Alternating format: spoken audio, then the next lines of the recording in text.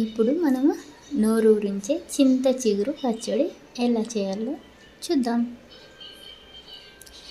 చింత చిగురు తీసుకొని వాటర్లో వేసి బాగా కడగాలి.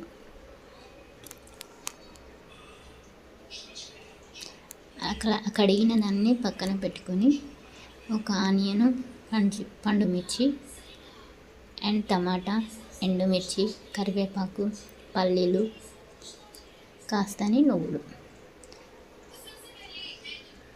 ఇప్పుడు 2 స్పూన్ల ఆయిల్ వేసుకొని అందులో జీలకర్ర, ఆవాలు వేసేసుకొని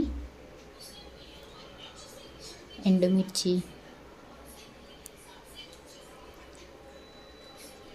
కరివేపాకు, ఆనియన్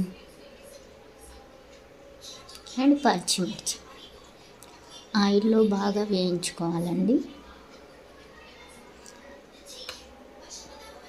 అలా దూరగా వేయించుకోవాలి.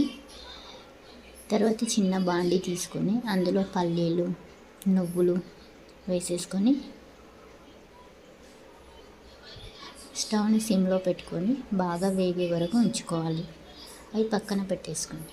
ఇప్పుడు పచ్చిమిర్చి, ఆనియన్ వేసిన తర్వాత అవి బాగా దూరగా వేగిన తర్వాత టమాటాలు వేయించుకోవాలి. టమాటాలు అన్నీ వేగిన తర్వాత చింత చిగురు మనం కడిగి పక్కన పెట్టుకున్నాం కదా, అది ఆయిల్లో వేసేసుకోండి. చింత చిగురు కూడా బాగా దూరగా వేగాలి.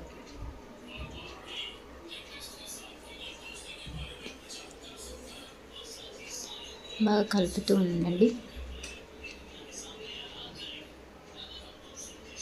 స్టవ్ సిమ్లో పెట్టేసుకొని